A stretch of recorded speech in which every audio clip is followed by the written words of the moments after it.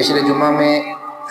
نکاح کی اہمیت، اس کی ضرورت اور اس کے ضروری جو احکام تھے وہ عرض کیے تھے۔ آج انشاءاللہ اولاد کی تربیت کے حوالے سے چند اسلامی رہنما اصول کہ جن اصول کو اپنا کر ہم اپنی اولادوں کی اچھی تربیت کر سکتے ہیں اور اپنی اولادوں کو اپنے لیے اپنی آنکھوں کی ٹھنڈک بنا سکتے ہیں۔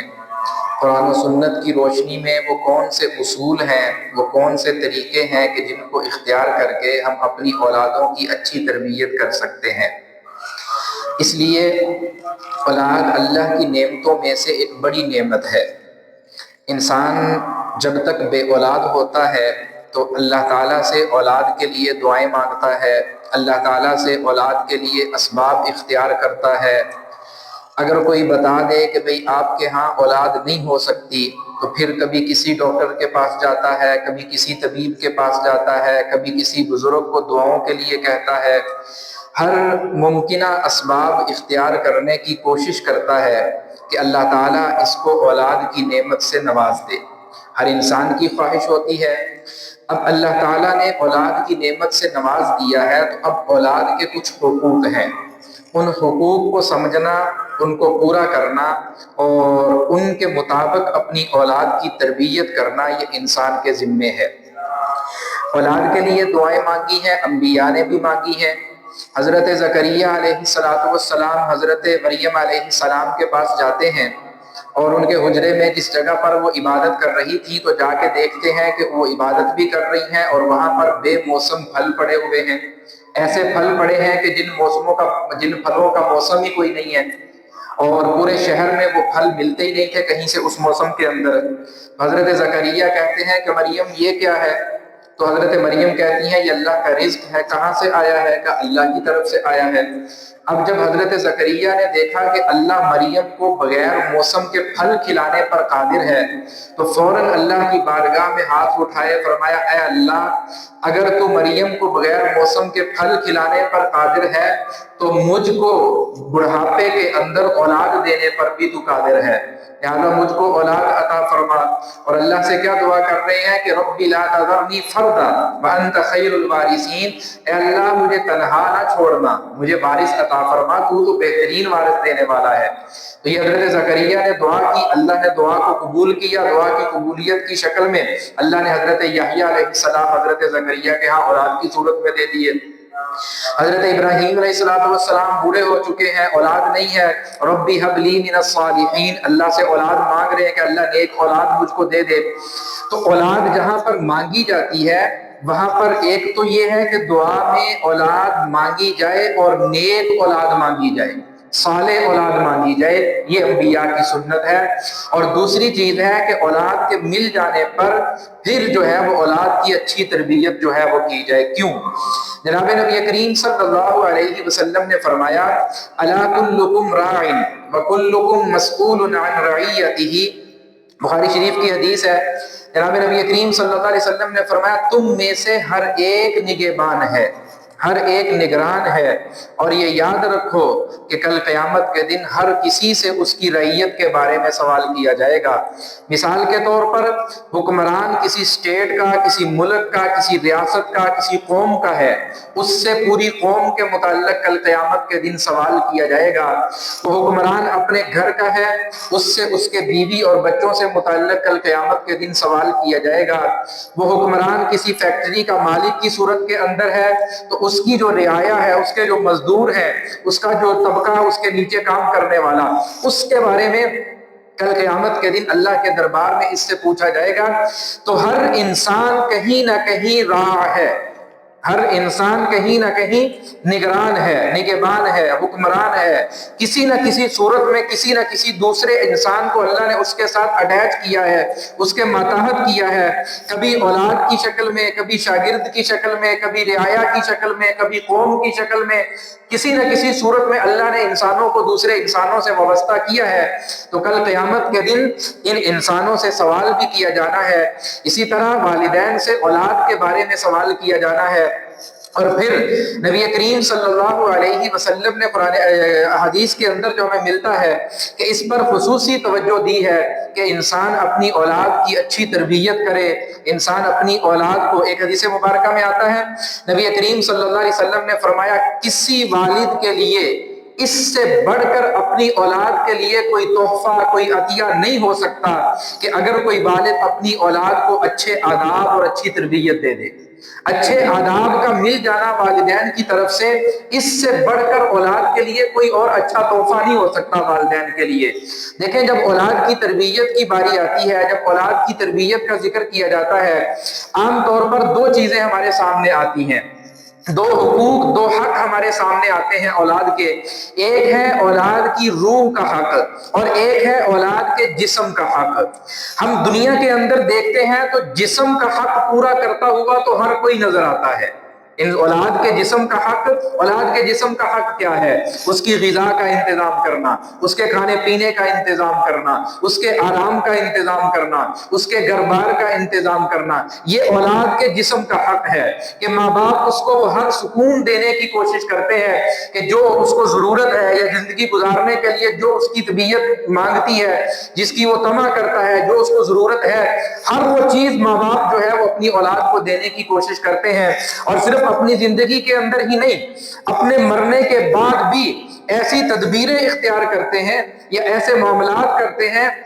کہ جن سے وہ بعد کی بھی سوچ رہے ہوتے ہیں کہ میں مر جاؤں گا تو میرے مرنے کے بعد اولاد کا کیا ہوگا، میں قبر میں چلا جاؤں گا تو میرے قبر کے بعد میری اولاد کو کیا ملے گا۔ یعنی اپنی زندگی بھی پوری کی پوری اولاد کے پیچھے کپا دی اور مرنے کے بعد بھی اولاد کی فکر کرتے کرتے مر جاتے ہیں کہ میرے مرنے کے بعد میری اولاد کا کیا ہوگا۔ اب یہ جتنے بھی حقوق ہم پورے کر رہے ہیں، اولاد کے لیے پیسہ اکٹھا کر رہے ہیں، اولاد کے لیے رزق کما رہے ہیں، اولاد کے لیے گاڑی اور بنگلہ خرید رہے ہیں، اولاد کے لیے اچھا بینک بیلنس جمع کر رہے ہیں، اولاد کے لیے اچھی گاڑی، اچھا گھر، اچھا مکان بنانے کی کوشش، یہ سب کے سب جسمانی حقوق ہیں۔ اور دوسری طرف جب روحانی حق کی باری آتی ہے، جو اولاد کا حق ہے والدین پر، اس کے اندر ہم سب زیرو کے زیرو نظر آتے ہیں کہ وہاں پر جس طرح انسان کو زندہ رہنے کے لیے روح اور جسم دونوں کی ضرورت ہے، جس جسم کے اندر روح ہے تو انسان زندہ ہے، جب روح نکل گئی تو انسان مٹی کا ڈھانچہ ہے، انسان کچھ بھی نہیں ہے۔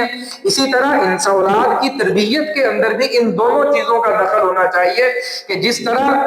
اولاد کی جسم کی ضروریات کو پورا کیا جاتا ہے، اسی طرح اولاد کی روح کی ضروریات کو بھی پورا کیا جائے۔ اولاد کی جو روح کی ضروریات ہے وہ ہے کیا؟ اب وہ اسلامی اصول ہیں، وہ اللہ تعالیٰ کے اور نبی کریم صلی اللہ علیہ وسلم کے وہ بتائے ہوئے وہ اصول اور وہ طریقے ہیں کہ جن کو اختیار کر کے ہم اپنے بچوں کی روحانی تربیت جو ہے وہ اچھے انداز میں جو ہے وہ کر سکتے ہیں۔ اب اس کے اندر سب سے پہلے نمبر پر کیا ہے؟ نبی کریم صلی اللہ علیہ وسلم نے فرمایا مروا اولادکم بالسنین وهم ابناء ستین، فرمایا کہ اپنی اولاد کو نماز کا حکم کرو، اپنی اولاد کو نماز کا حکم دینا شروع کرو۔ کب؟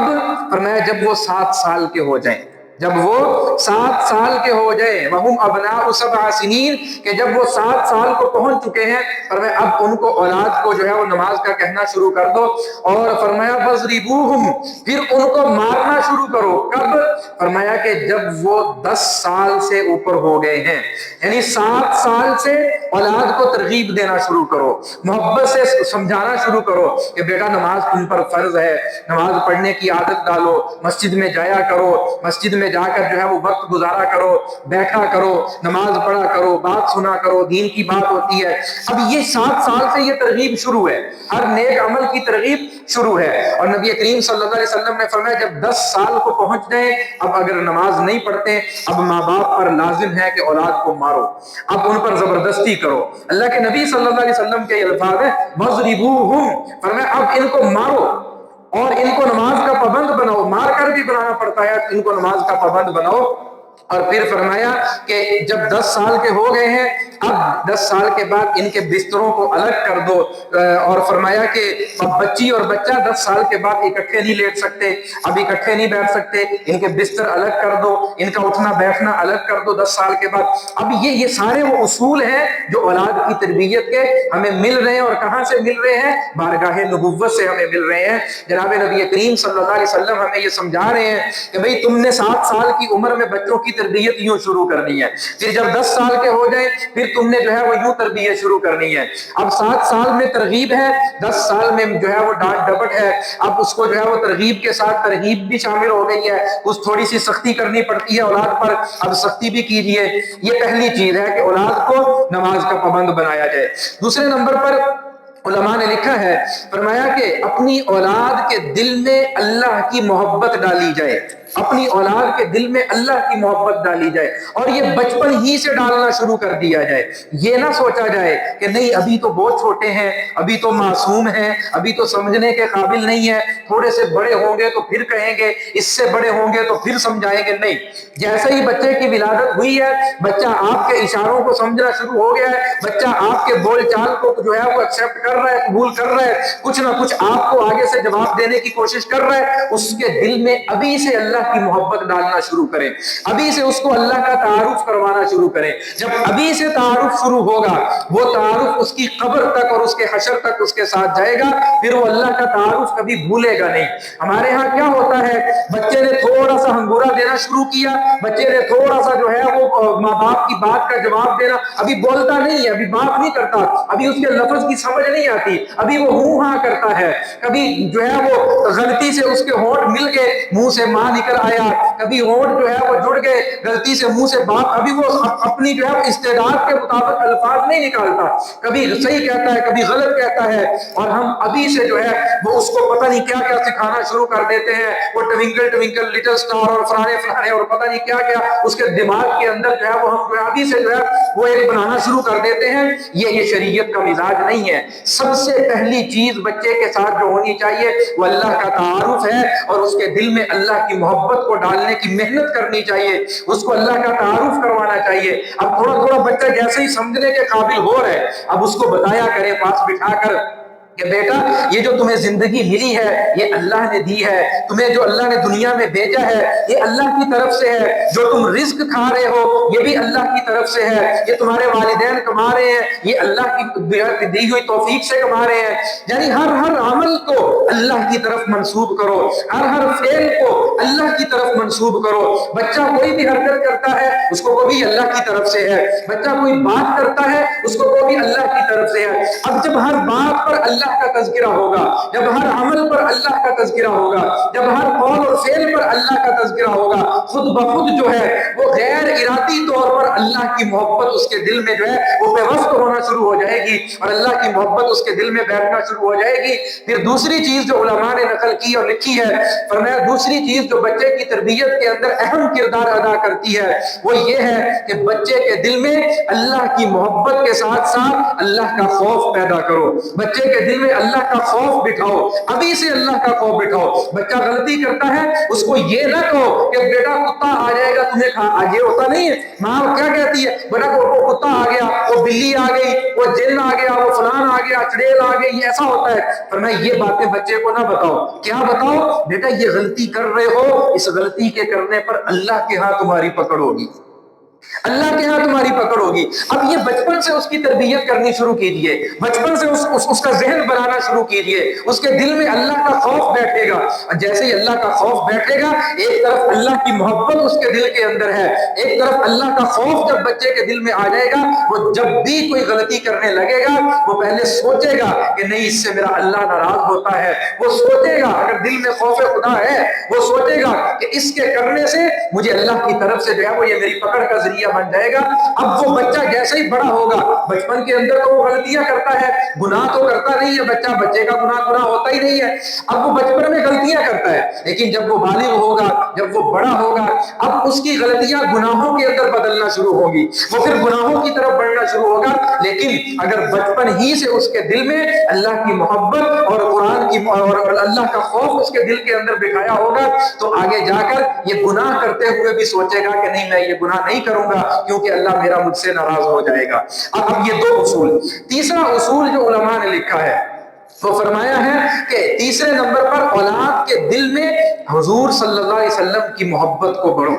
اولاد کے دل میں آقا کریم صلی اللہ علیہ وسلم کی محبت کو پیدا کرو، ابھی سے بچپن سے حضور کا تعارف اپنے بچوں کو کرواؤ، حضور کے تذکرے اپنے بچوں کے سامنے کرو۔ بچہ کوئی عمل کرنے لگتا ہے اس کو بتاؤ بیٹا ہمارے نبی یوں کیا کرتے تھے، ہمارے نبی کا یہ طریقہ تھا، ہمارے نبی کی یہ سنت تھی، ہمارے نبی صلی اللہ علیہ وسلم اس قدر خوبصورت تھے، ہمارے نبی حسن و جمال کا پیکر تھے، ہمارے نبی کی وجہ سے یہ پوری کائنات بنی ہے، ہمارے نبی کی بدولت ہمیں یہ سب کچھ ملا ہے۔ اب یہ حضور کا تعارف ہے، یہ حضور کی پہچان ہے۔ جب یہ تذکرے ہم اپنے بچوں کے سامنے کریں گے ہمارے بچوں کے دل میں ہمارے نبی کی محبت پیدا ہوگی۔ اب کیا خیال ہے جس بچے کے دل میں بچپن ہی سے اپنے نبی کی محبت کو بھر دیا گیا ہو اور اپنے نبی کے تذکروں سے اور اپنے نبی کی باتیں سنا سنا کر اس کے دل کو نبی کی محبت سے جو ہے وہ بھر دیا گیا ہو، وہ بڑا ہو کر حضور کی مرضی کے خلاف کوئی عمل کرے گا؟